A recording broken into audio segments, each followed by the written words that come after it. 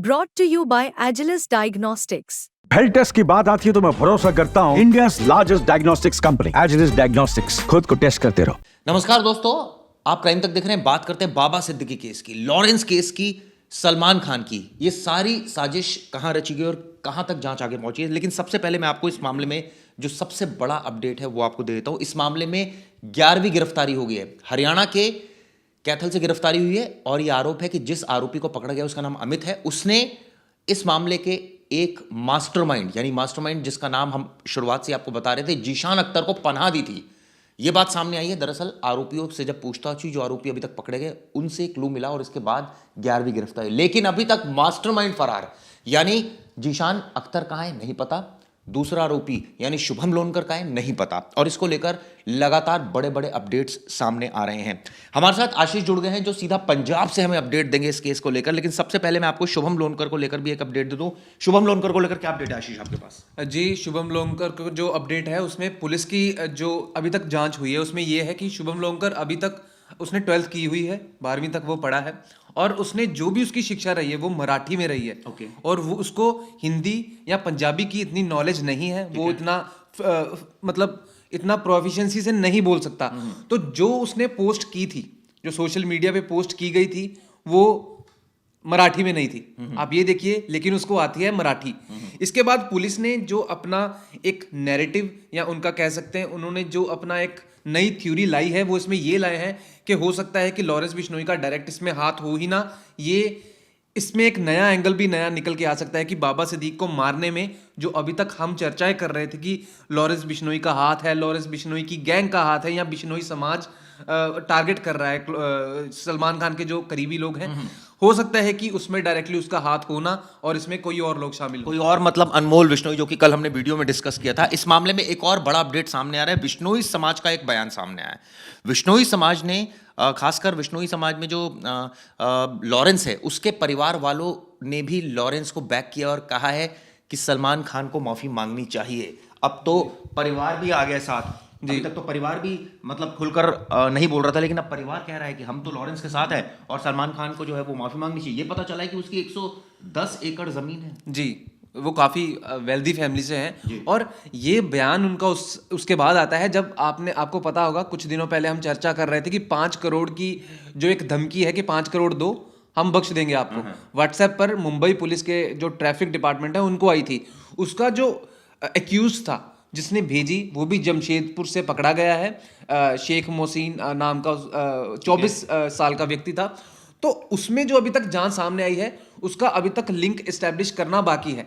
क्या वो directly link है लॉरेंस बिश्नोई गैंग से या नहीं? नहीं, लेकिन जो जांच में दोस्तों सामने आई, ये बात मैं आपको आशीष बता दूं, उसका नाम शेख हुसैन है। वो जमशेदपुर से उसको गिरफ्तार किया है। उसने लॉरेंस को धमकी दी थी। उसने ट्रैफिक पुलिस के व्हाट्सएप नंबर पर धमकी दी थी, लेकिन बाद में उसने कहा कि मेरे से गलती हो गई जी, माफी तो मांगी थी। कहीं ना कहीं अभी तक तो लॉरेंस का गैंग से नहीं है वो। देखिए अभी तक उसका कोई डायरेक्टली लिंक नहीं है। और जो आपने बात वो कही कि लॉरेंस की फैमिली भी उसको बैक कर रही है, वो इस वजह से बैक कर रही है कि ये लोग सोशल मीडिया पे भी और इंटरनेट पे भी लोग ये कहने लग पड़े थे कि बिश्नोई समाज और लॉरेंस बिश्नोई ये सब पैसे के लिए कर रहा है। अच्छा। उसकी फैमिली ने ये बोला बकायदा कि हम अगर पैसे के लिए करना होता तो इतनी दूर तक जाते नहीं। सलमान खान ने इवन हमें ब्लैंक चेक दिया और कहा कि जितने पैसे आपने देने हैं आप ले लीजिए और इस मामले को सॉर्ट कीजिए। ये किसने आरोप? ये एनडीटीवी को उन्होंने इंटरव्यू दिया था। उसकी फैमिली के जो मेंबर्स हैं, तो उन्होंने ये कहा कि ये पैसे का बिल्कुल मामला नहीं है। उसने हमारे धर्म में, हमारे जो बिश्नोई समाज में जो काला हिरण है उसको मारा है, उसको हम पूछते हैं। तो ये सारा मामला उसी वजह से हम कर रहे हैं। बल्कि मैं एक विवेक ओबराय जो फिल्म स्टार है, उनका एक इंटरव्यू आप लोगों ने भी दोस्तों सुना होगा। उन्होंने कहा था कि वहाँ बिश्नोई समाज की एक खासियत है कि वहाँ काले हिरण को बच्चे की तरह ट्रीट किया जाता है। और बल्कि वहाँ जो माताएं हैं वो दूध पिलाती हैं मतलब काले हिरण को। तो ये कितनी एकदम एक डिफरेंट कल्चर है। आप देखिए कि जानवर नहीं कहूंगा मैं तो, बल्कि काले हिरण को वो कितना पूछते हैं, कितना मानते हैं बिश्नोई समाज। ये अपने आप में बड़ी चीज है। तो इसी वजह से उन्होंने इंटरव्यू में भी कहा कि अगर पैसे की बात होती तो पैसे की हमें कोई दिक्कत नहीं है। वो और आपने पहले भी बोला इस इंटरव्यू में, तो बल्कि परिवार कहता है हम देते हैं। हालांकि ये देखिए उनकी 100 एकड़ से ज्यादा ज़्यादा ज़मीन है और बहुत मतलब अगर उसकी कीमत लगाई जाए तो वो भी करोड़ों में होगी। तो मुझे नहीं लगता कि ये पैसे का मामला होगा और वो फिरौती के लिए लॉरेंस बिश्नोई गैंग, हालांकि इसके बाद बहुत सारी पार्टीज इन्वॉल्व हो चुकी हैं उसमें, और जैसे आपने देखा कि शेख मोहसिन को पकड़ा गया तो उसका अभी तक लिंक ही नहीं निकला। तो हो सकता है कि जो अभी तक पैसे की जो धमकियां वाला सलमान खान को आ रही हैं उनका लॉरेंस बिश्नोई या उसकी गैंग से कोई संबंध ही ना हो। नहीं वो तो नहीं है आशीष, लेकिन बात ये होती है कि आपके पास इतनी ज्यादा वेल्थ है जी। मैं लॉरेंस की बात कर रहा हूँ, आप फिर धमकियां क्यों दे रहे हैं, लोगों को थ्रेट क्यों कर रहे हैं? क्या पैसे के लिए कर रहे हैं या फिर आपके अपने पर्सनल स्कोर्स हैं इसलिए वो सेट कर रहे हैं? जी हो सकता है, इसमें पर्सनल स्कोर्स वाली बात जो आपने कही ये भी हो सकती है, लेकिन अगर आप कहें कि ये सोल रीजन इसका पैसा है, वो नहीं है। इनके बहुत सारे नेटवर्क्स होते हैं और किसी की किसी से लड़ाई जो होती है तो उसको रफा दफा करने के लिए ये अपने नेटवर्क्स को यूज करते हैं। मान लीजिए आपकी किसी और से लड़ाई है, किसी दूसरे गैंग जो राइवल है उससे लड़ाई है, जैसे बम्बीहा ग्रुप था इनका जो राइवल था, तो उसकी जो लड़ाई होती है ये अपना दबदबा बनाने के लिए उस वजह से होता है। लेकिन आशीष इसमें एक चीज और इम्पोर्टेंट है जो मैं पढ़ रहा था, इनके परिवार ने जो बैक किया है खासकर लॉरेंस को, एक बात उन्होंने बोली, उन्होंने कहा है कि सलमान खान माफी क्यों नहीं मांग लेते। और सोशल मीडिया पर मैं ये ट्रेंड भी देख रहा था, लोग एकदम कूद पड़े इस चीज को लेकर कि माफी मांग लीजिए ना, लेकिन माफी मांगने में टेक्निकलिटीज हैं जो सलीम खान बता चुके हैं, अगर माफी मांग ली तो मतलब जुर्म कबूल कर लिया। बिल्कुल यही रीज़न है, हम पहले भी इसमें डिस्कस कर चुके हैं कि अगर वो मान लेते हैं कि बिल्कुल मतलब मैं माफ़ी मांगता हूँ कि मैंने ऐसा गलत किया, तो वो इस्टेब्लिश हो जाएगा कि सलमान खान इसके पीछे थे। तो इसी वजह से सलमान अब ना तो पीछे जा सकते हैं ना ही आगे बढ़कर खुलकर बोल सकते हैं। ओके, एक तरफ कोर्ट का डिसीजन उनके लिए मैटर करता है, मतलब वो चाहते हैं कि बरी हो जाए इस केस से। जी बिल्कुल, क्योंकि देखिए सलमान के लिए अभी जो फंदा बन चुका है, जो उनकी रीढ़ की हड्डी में जो एक गले में जो फंदा है जी, तो वो अभी बिश्नोई समाज जो उनके पीछे पड़ा हुआ है, लॉरेंस बिश्नोई पड़ा हुआ है ब्लैक बक वाले केस में, अभी तक वो इस चीज़ से उबर नहीं पा रहे। आए दिन उनके जो क्लोज जो रिलेटिव्स हैं, उनके दोस्त हैं, उनके जो पिता हैं सलमान खान को, उनको धमकी मिली है। तो इस वजह से सलमान के लिए ये सबसे बड़ा अभी तक का मुद्दा मुझे लगता है वो फिल्मों से डाइवर्ट होकर मुझे याद आ रहा है एक आरोप लगा था सलमान खान पर, सड़क हादसे में लोग मर गए थे जी, और उसमें भी जो है वो केस हालांकि अभी अंडर ट्रायल है जी। एक तरफ सलमान पर ये भी आरोप लगा था कि एक्सीडेंट उसने किया, बाद में हालांकि दलील दी गई कि सलमान खान गाड़ी नहीं चला रहे थे। जी। वो ये सोच रहे होंगे कि उस केस में तो भी कुछ हुआ नहीं, इस केस में जो कि मैंने एक हिरन मार दिया तो इसको लेकर इतना बवाल हो गया, प्लस इनफैक्ट काला हिरन जहां पूछते हैं वो बिश्नोई समाज में, तो इसको ये बोलूंगा।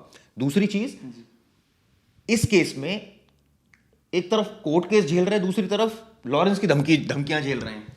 बिल्कुल, उन्होंने अभी बिग बॉस का पिछले कुछ दिनों पहले एक एपिसोड गया था, तो उसने बोला था, सलमान खान ने बकायदा बोला था कि आप लोगों को नहीं पता कि मैं किस दौर से गुजर रहा हूँ। तो ये पीड़ा उनके मन से, उनके फेस से दिख रही थी कि वो कितनी टेंशन में है, वो कितनी सिक्योरिटी के अंदर, कितने प्रेशर के अंदर काम कर रहे हैं। तो इस वजह से मुझे लगता है कि उनका ये कहना बहुत मायने रखता है, क्योंकि वो एक दबंग छवि के एक एक्टर हैं और अगर वो कैमरे के सामने अपने इमोशंस को जाहिर करते हैं तो पर्दे के पीछे आप देखिए कि वो कितनी मुसीबत में होंगे, कितनी टेंशन में होंगे, या वो किस हालातों में होंगे। लेकिन एक चीज जो सब इनफैक्ट बहुत सारे लोग सोशल मीडिया पर कह रहे हैं, बिश्नोई समाज तो कह रहा है जी, माफी मांगना भी खतरनाक है क्योंकि वो फिर कोर्ट कहीं ना कहीं आड़े आता है। तो चोरी छुपे कुछ लोगों के सामने कई लोगों ने ये भी सजेस्ट किया कि जाके जो वहाँ के बड़े प्रतिनिधि हैं बिश्नोई समाज के, वहां जाकर माफी मांग ले, जरूरी नहीं है कि लाइमलाइट में आके माफी मांगी जाए। मैंने पहले भी कहा था कि अभी ये काफी मुश्किल लगता है मुझे, वो माफी नहीं मांगेंगे क्योंकि अभी कुछ बात कई बार ईगो पे भी आ जाती है। हालांकि मैं भी उनको यही सजेस्ट करूंगा कि आउट ऑफ द कोर्ट अगर कुछ आपका हल निकलता है तो आप वो करें, क्योंकि इसमें बहुत सारे लोग इन्वॉल्व हो चुके हैं, बहुत सारी जानें इन्वॉल्व हो चुकी हैं। तो अगर अब दोनों पार्टीज में से कोई भी हल्का पड़ता है तो ये मुझे लगता है कि बाकियों के लिए काफी अच्छा होगा। इसमें ईगो को छोड़ना चाहिए। जी, ये बात आपने काफी अहम कही। अब इस बीच एक खबर ये भी है कि सलमान खान दुबई जा रहे हैं जी, और वो एक शो को दिसंबर में उनका जाने का प्लानिंग हो रही है। इसके अलावा कई सारे प्रोजेक्ट्स रुके हुए, सिकंदर मूवी है, इसके अलावा एक अजय देवगन की मूवी में भी वो कर रहे हैं काम। जो वो दुबई जा रहे हैं वो एक इवेंट होगा, दबंग रीलोडेड। तो ऐसे बहुत सारे इवेंट होते हैं जो न्यू ईयर के पास आते हैं और वो ब्रॉडकास्ट होते हैं न्यू ईयर के टाइम पे। तो सलमान का जो दबंग रीलोडेड है ये भी उसी का एक हिस्सा है, वो उसमें हिस्सा लेंगे। अभी तक इसकी पुष्टि सलमान की टीम से नहीं हुई, हालांकि ये अभी तक बातें हैं कि वो शायद जाएं, और उसके लिए उनकी टीम और पुलिस की टीम उन्होंने तैयारियां शुरू भी कर दी हैं कि अगर सलमान दुबई जाते हैं तो उसके लिए क्या क्या सिक्योरिटी अरेंजमेंट्स दुबई में करने हैं, क्योंकि Dubai is the safest place Punjabi singers के लिए भी। अब मैंने आपको बताया था कि बहुत सारे पंजाबी सिंगर्स, करण औजला, हनी सिंह, इनसे लेकर काफ़ी लोग दुबई शिफ्ट हो चुके हैं, क्योंकि दुबई काफ़ी सेफ है। तो शायद इसलिए दुबई जा रहे हैं। तो हो सकता है कि वो इसीलिए इवेंट दुबई में है, और दुबई में सलमान खान जा भी सकते हैं, ज़्यादातर चांस है कि वो दुबई जाएंगे। लेकिन एक चीज जो निकल कर सामने आती है दोस्तों, पंजाब से एक डंकी वाला एंगल इस पूरे केस में सामने आ रहा है। बाबा सिद्दीकी केस में डंकी वाला एंगल क्या है, वो हमें पंजाब के ही पत्रकार आशीष बताएंगे। आशीष, डंकी एक बड़ी मूवी भी आई थी, और डंकी को लेकर पंजाब में मैं देखता हूँ जिस भी घर में आप जाओ पंजाब में, मैक्सिमम लोग जो है वो अब्रॉड शिफ्ट हुए हुए। तो ऐसे में क्या लॉरेंस गैंग का भी ये आपने एनआईए की चार्जशीट पढ़ी, उसमें इस तरह का जिक्र है? देखिए, एनआईए की जो चार्जशीट है उसमें बहुत सारी चीज़ें हैं। अब वो सच है नहीं है ये हम इसमें डिस्कस करेंगे। एनआईए ने अपनी चार्जशीट में बोला है कि लॉरेंस बिश्नोई गैंग के पाकिस्तान के कुछ गैंग से संबंध है, और कनाडा में भी इनके संबंध है जो एंटी इंडिया रुख अपनाए रखते हैं, यानी कि खालिस्तानी लोग। तो इसमें रीजन क्या है? अब आप पूछेंगे कि क्यों। तो देखिए, पंजाब बॉर्डरिंग स्टेट है, JNK से उनका बॉर्डर लगता है और पाकिस्तान से बॉर्डर लगता है 550 किलोमीटर से ज़्यादा का। और उनका कहना है एज पर NIA कि हथियारों की जो सप्लाई होती है वो थ्रू पाकिस्तान होती है इन गैंग्स के, यहाँ से नेपाल थ्रू या फिर डायरेक्टली बॉर्डर के थ्रू पंजाब बॉर्डर से हथियार आते हैं। दूसरा रीज़न जो कनाडा वाला है वो ये है कि ये जो हायर करते हैं लोग या जिनसे वारदातों को अंजाम देते हैं, वो उनको ल्यूर करते हैं, उनको लालच देते हैं कि हम आपको फॉरेन भेज देंगे, यानी कि कनाडा, US, ऑस्ट्रेलिया, ऐसे जो अच्छे देश हैं, जो हाई इनकम देश है, जहाँ पे आप अपना जीवन अच्छे से बाद में कर सकते हैं। तो ये रीज़न NIA ने दिया है कि इनके लिंक हैं एंटी इंडिया एलिमेंट से, जो कि कनाडा और पाकिस्तान में है। अब ये NIA ने कहा है, इसमें भी जांच होना भी बाकी है। क्या वाकई में इसके पीछे ये ठोस सबूत NIA के पास है? अगर आप कह रहे हैं जी, कल हमने वीडियो में बहुत कुछ डिस्कस किया, लेकिन इस बीच कनाडा की एक बात आपको बताता हूँ। कनाडा हम पर आरोप लगा रहा है कि आप रॉ जो है भारतीय एजेंसी, वो लॉरेंस बिश्नोई का इस्तेमाल कर रही है खालिस्तानियों को निपटाने के लिए। इस बात में कितनी सत्यता है? कोई सबूत तो दिया नहीं कनाडा ने, लेकिन इस बीच एक बड़ी खबर यह है कि कनाडा के 2 गैंगस्टर्स ने ट्रूडो को बेनकाब कर दिया है। कैसे, बताता हूं आपको। एक रिपू दमन मर्डर केस हुआ था, उसमें उन्होंने अपना गुनाह कबूल किया। यानी रिपू दमन की जो हत्या है वो 2 गैंगस्टर्स ने की है, जिनका नाम, एक का नाम टेनर है, एक का नाम जॉफ है, जॉस। उसने कहा है कि 2022 जुलाई में रिपू दमन सिंह की हत्या के आरोप में अपने दोष उन्होंने स्वीकार कर लिए है। इस खुलासे से उन आरोपियों की पोल खोल दी है जो कनाडाई प्रधानमंत्री ने भारत के खिलाफ लगाए थे, और ये कहा था कि बिना सबूत के खालिस्तानी आतंकी निज्जर की हत्या के लिए भारत पर आरोप लगाने की कोशिश की थी। हम सबको पता है निज्जर की हत्या हुई और आरोप लगाया, और ये कहा कि ये तो भारतीयों का हाथ है, मतलब भारत के गैंग का हाथ है, मतलब लॉरेंस बिश्नोई का हाथ है। ये साफ साफ बोला कि भारत सरकार तो जब तक चाहे उसका इस्तेमाल कर रही है, जब उसका इनका इस्तेमाल खत्म हो जाएगा अपना, और इसकी आड़ में जो वो करना चाह रहा है उसको करने दे रही है। इस बीच ये जो बात सामने आई है, जो 2 आतंकियों को रिपू दमन केस था जिसमें कहा था कि भाई भारत का हाथ है, तो क्लियर हो गया। देखिए, उसमें भी यही कनाडा अब ये कह रहा है कि इनके पीछे जो बंदे हैं, इनके पीछे जो एजेंसीज हैं, वो कोई और है, वो इनको नहीं मान रहा। अच्छा, हत्या तो इन्होंने की, ये एक जरिया थे, लेकिन इसके पीछे जो मास्टरमाइंड था वो कोई और है, और उनका निशाना इंडिया पे है। तो आप ये, अगर हम ये कहेंगे कि यही आरोपी हैं, तो इस केस में ये सिर्फ दोनों आरोपी नहीं है जो कैनेडियन हैं। इसके पीछे उनका कहना है कि अभी जांच जारी है, इसके पीछे और भी बंदे हैं कि जिनकी हम आगे जांच करेंगे। इस मामले में सलमान खान की जब दुबई जा रहे हैं तो ऑब्वियसली सिक्योरिटी को लेकर बहुत ज़्यादा कंसर्न है, आपने भी डिस्कस किया। लेकिन सबसे बड़ी बात यह है कि सलमान खान की सिक्योरिटी में इस समय 50 से 60 पुलिसकर्मी रहते हैं, कई सारे रिंग्स हैं। शेरा ने खुलासा किया था, बहुत सारी डिटेल में शेरा ने बताया था, जो उनका सिक्योरिटी की एक रिंग उनकी होती है, उनके लड़के होते हैं, एक लोकल लड़के होते हैं, एक पुलिस का सर्कल होता है, और एक जो Y+ कैटेगरी की सुरक्षा मिली है सलमान खान को, वो लोग होते हैं। और वो काफ़ी सारे अधिकारी मौजूद रहते हैं जब सलमान खान को कहीं भी लेकर जाया जाता है। तो ऐसे में दुबई तो एक सेफेस्ट जगह, तो ये कहा जाए ये सारी सिक्योरिटी तो रहेगी, लेकिन फिर भी दुबई ये कहा जा सकता है एक सेफ है एक तरीके से, दुबई सेफ है। और मैं ये शायद कहूँगा, इसी वजह से उन्होंने डिसीजन भी लिया है। देखिए अभी अभी जो भी हाई प्रोफाइल जो इवेंट्स होते हैं वो ज़्यादातर दुबई में ही हो रहे हैं। और जो आईसीसी का ऑफिस है वो भी अभी दुबई में है, पहले लंदन से उन्होंने शिफ्ट करके दुबई में कर दिया। तो इस वजह से हम ये भी कह सकते हैं कि अगर किसी को भी थ्रेट है तो वो दुबई प्रेफर करेगा, क्योंकि Dubai is the safest place, आपने जैसे बताया। और वहाँ की पुलिस में और वहाँ के जो पॉलिटिशियंस हैं वो सलमान के काफी करीबी भी हैं। सलमान की पॉपुलैरिटी मिडिल ईस्ट में काफी है एज कम्पेयर टू बाकी बॉलीवुड जो स्टार्स हैं।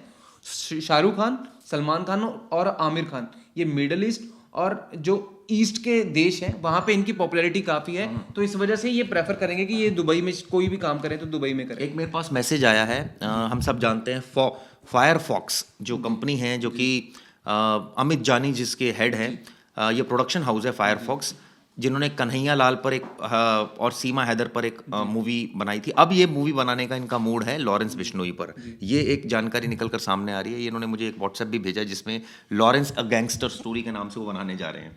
तो अब तो मुझे लग रहा है कि जैसे जैसे मुझे लगता है कि सारे अब लोग इनकैश करेंगे कि कैसे कैसे इससे पैसा बनाया जाए और कैसे अपने प्रॉफिट्स को और ज्यादा किया जाए। जी बिल्कुल ठीक कहा आपने। लेकिन इस बीच एक और आपको बड़ी खबर दे दूं इस केस से रिलेटेड। सबसे बड़ी बात, आशीष, आपने एनआईए की चार्जशीट पढ़ी, जी, तमाम गंभीर आरोप लगाए, सबूत क्यों नहीं दिए? कल भी हमने डिस्कस किया। एक एक सबूत की अगर बात करें, सबूतों में क्या क्या जरूरी है, पहले दोस्तों मैं आपको वो बता देता हूं। अगर आप बोल रहे हैं कि आपके पाकिस्तान के इस गैंग से लिंक है, क्या आपकी कोई व्हाट्सएप कॉल आपके पास सबूत के तौर पर है? कोई ऐसी कॉल है, कोई ऐसा आपने इंटरसेप्ट किया है, वो सबूत देना होगा। किसी आरोपी ने इस बात का खुलासा किया है लॉरेंस के खिलाफ, वो देना होगा। इसके अलावा और कोई इसमें सबूत, यानी कि कोई आपने चैट किया है, ईमेल किया है, ये सारे सबूत देने होंगे। और जब तक ये सबूत नहीं दिए जाएंगे तब तक ये कहना कि ये तो जी फलाने के साथ जुड़ा हुआ है, ये तो मुझे लगता है बेईमानी है। आपने पढ़ी चार्जशीट, क्या आपको निकल कर आई? देखिए मैं इसी कड़ी को आपको आगे बढ़ाऊंगा, क्योंकि आपने देखा होगा पिछले कुछ दिनों में कनाडा बोल रहा है कि इंडियन जो गवर्नमेंट है वो गैंग्स को यूज कर रही है कनाडा में हत्या करवाने के लिए। एनआईए की जांच में जो निकला है वो ये है कि लॉरेंस बिश्नोई गैंग का एंटी इंडिया एलिमेंट से जुड़ाव है, कनेक्शन। वो कह रहे हैं कि यहाँ मदद कर रही है, कह रहे हैं जुड़ाव है। तो कन्फ्लिक्ट तो सबसे पहले यही आ जाता है कि एनआईए का कहना है कि इनका ऐसी पार्टी से कनेक्शन है जो इंडिया के खिलाफ काम करती है। कनाडा का कहना है कि जो बिश्नोई गैंग है या कोई भी गैंग्स हैं जो कनाडा में ऑपरेट कर रही हैं वो इंडियन गवर्नमेंट के साथ मिलकर कर रही हैं। तो ये दोनों की बातें तो यहाँ पे ही कन्फ्लिक्ट हो जाती हैं। इनमें से झूठा कौन है ये लोग बताएंगे, कमेंट करके आप बताइए कि क्या इसमें कनाडा सही है या हमारी लोगों को क्या पता इस बारे में? लोग कैसे बताएंगे? लोग इसमें तो जो रिपोर्ट्स आ रही हैं आशीष वही पढ़ रहे हैं। ये तो एजेंसीज का काम है। अगर ये एनआईए आरोप लगा रही है किसी के ऊपर संगीन कि आपका पाकिस्तान की एजेंसी से संबंध है, आप ड्रग्स केस में इन्वॉल्व थे, जो गुजरात में ड्रग्स मिली थी 200 करोड़, आपने जैसे आपने खुद, आप पंजाब के रहने वाले, आपने कहा कि नेबरिंग स्टेट से बहुत सारे हथियार आए और रिंदा से कनेक्शन जोड़ा, एनआईए ने भी ये कहा है। तो वो रिंदा से कनेक्शन जोड़ा कैसे? क्या फोन कॉल की इसने, क्या कोई व्हाट्सएप किया, क्या कोई इसने मैसेज भेजा, क्या कोई ईमेल किया? कुछ तो आप दिखाएंगे ना अदालत को। मुझे याद है पार्लियामेंट केस में दोस्तों, स्पेशल जज थे एसएन ढींगड़ा, उन्होंने इस मामले में जो आरोपी थे जिलानी, उनको बरी कर दिया था और ऊपरी अदालत से फिर दोबारा सजा सुना दी गई थी। पता है आपको ये बात? ये क्यों? क्योंकि उन्होंने कहा था ये सबूत जो है वो मेरे हिसाब से पूरे नहीं है, लेकिन सबूत दिए गए थे उस समय भी स्पेशल सेल की तरफ से। और जब हायर कोर्ट मामला गया था तो वहां कन्विक्ट कर दिया था। कहने का मतलब है एक एक चेन ओरल डॉक्यूमेंट्री एविडेंस देने पड़ेंगे आपको। कहने से कुछ नहीं हो जाता कि आपने 84 मामले दर्ज कर दिए, 4 मामलों में सजा। कौन से आतंकवाद के मामले में सजा हुई है लॉरेंस को? मैंने वही शुभम लोंकर वाला भी मैंने आपको बताया कि वो मराठी में पढ़ा हुआ है, लेकिन जो उसकी पोस्ट थी वो दूसरी भाषा में थी। ठीक है, वो उसने हिंदी में किया हुआ था। तो सबसे पहले तो यही हो जाता है, अगर उसको पंजाबी या हिंदी में जो उसने पोस्ट की उसकी प्रोफिशिएंसी थी नहीं, उसको आती नहीं थी इतनी अच्छे से, तो उसने पोस्ट कैसे जा सकती? तो पुलिस का ये भी कहना है कि उसको किसी ने फॉरवर्ड किया था मैसेज, तो उसने आगे से उसी को चेप दिया। ठीक है, किसने फॉरवर्ड किया था?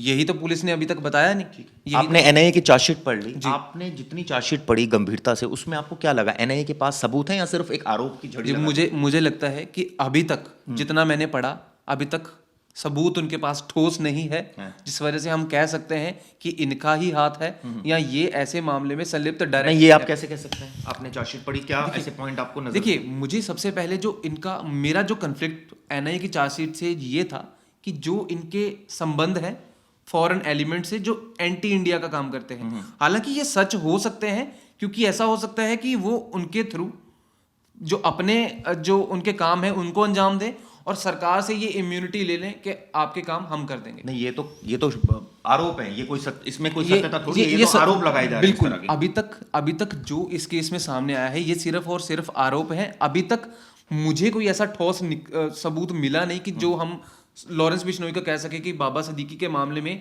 इसकी डायरेक्टली इन्वॉल्वमेंट थी। अभी तक एफआईआर में भी नाम नहीं है। हो सकता है कि कल कोई ऐसा नतीजा निकले कुछ कि ऐसा सबूत सरकार को मिले। लेकिन दोस्तों, मैं आपको एक बात बता दूं, अदालत में एक एक सबूत पेश करना होता है। अदालत भाषणों से नहीं चलती। अदालत कहती है आपने कहा कि रिंदा से बातचीत होती थी लॉरेंस की, दिखाइए सबूत, फोन कॉल रिकॉर्ड दिखाइए ऐसा कौन सा एविडेंस है, कौन सा ईमेल उसने किया, कौन सा उसने व्हाट्सएप चैट किया, कौन से सिग्नल ऐप से उसने बात की। ये एक एक सबूत पेश करना होगा, तभी ये चेन स्टैब्लिश होगी। उससे पहले नहीं होगी चेन स्टैब्लिश, चाहे आप जितने मर्जी आरोप लगा लीजिए। बिल्कुल सही कहा, मैं इससे बिल्कुल सहमत हूं, क्योंकि अभी तक सिर्फ आरोप और आरोपों का ही दौर चल रहा है। एनआईए का कहना ये है, मुंबई पुलिस ये कह रही है, बिश्नोई समाज का कहना कुछ और सलमान की टीम कुछ कह रही है। इस वजह से बहुत सारी पार्टीज अब इन्वॉल्व हो चुकी हैं, जिसके पीछे मुझे लगता है कि जो असली गुनाहगार है कई लोग ये सोच रहे होंगे इस वीडियो से कि हम लोग लॉरेंस का सपोर्ट कर रहे हैं। जी, हमारे कमेंट्स में कई सारे ऐसे लोग आते हैं जो कहते हैं कि आई लव लॉरेंस बिश्नोई। देखिए, मैं आपको साफ बता दूं, यहाँ पर हम किसी को भी सपोर्ट करने और किसी का अगेंस्ट में नहीं बैठे। हम यहाँ पर मेरिट की बात करने बैठे हैं कि अगर वो गैंगस्टर है, अगर उस पर आपने तमाम आरोप लगाए हैं, संगीन आरोप लगाए हैं, आतंकवाद के आरोप लगाए हैं, तो आपको ये चीज़ प्रूव करनी चाहिए, ताकि अगर आरोप है तो प्रूव कीजिए, सिंपल। और अगर आरोप नहीं है, अगर सबूत नहीं है, तो किसी को बोलने का कोई हक नहीं, मेरा ही मानना। बिल्कुल, एज ए जर्नलिस्ट हमारी जो ड्यूटी भी है वो किसी का सपोर्ट या किसी के अगेंस्ट काम करना नहीं है, किसी के अगेंस्ट बोलना नहीं है। ये मैं लोगों को कहना चाहता हूँ, क्योंकि बहुत सारे लोग कमेंट करते हैं कि आई लव बिश्नोई या कुछ। वो आपका आइडियोलॉजी हो सकती है, आप करिए, लेकिन हम एज ए जर्नलिस्ट ऐसा नहीं करते। हमारा काम है आपको सच्चाई बताना या आपको अपडेट्स देना। अगर एनआईए ने ये बात कही है कि वो आतंकवादी है, वो गैंगस्टर से आतंकवादी बन गया है, दाऊद गिरोह की तरह काम कर रहा है, तो आप इसको प्रूव कीजिए। हम आपकी बात मान रहे हैं, हम भारत सरकार की बात बिल्कुल मान रहे हैं, लेकिन मुझे लगता है इसको प्रूव करना चाहिए अदालत में, ताकि उसको, अगर उसने ये काम किया तो उसको सजा मिले, कड़ी से कड़ी। और कड़ी से कड़ी सजा तो आतंकवाद की हम सबको पता है क्या होती है। बिल्कुल। खैर, ये वीडियो हमने बनाई, हमने इस पर तमाम आपको एस्पेक्ट्स बताए। हमने बताया किस तरह से सलमान खान डरे हुए हैं, किस तरह से लॉरेंस बिश्नोई, खासकर बिश्नोई समाज जो है, उनकी क्या मांगे हैं। वो चाहते हैं सलमान खान माफ़ी मांगे, लेकिन सलमान के सामने मजबूरी है माफ़ी मांगे या नहीं मांगे। इस केस में हमने ये भी बताया आपको बाबा सिद्दीकी मामले में अपडेट, इन्वेस्टिगेशन कहाँ तक पहुंची है। एक और आरोपी गिरफ्तार हुए, कुछ आरोपियों को डिटेन कर रखा है। हमने ये भी बताया कि आने वाले वक्त में सलमान खान दुबई जाने वाले हैं। साथ साथ हमने ये भी आपको बताया इस केस में कि एनआईए की चार्जशीट क्या कहती है, क्या आरोप लगाती है। हालांकि कल भी हमने इस मुद्दे पर डिटेल में आपसे बात की थी।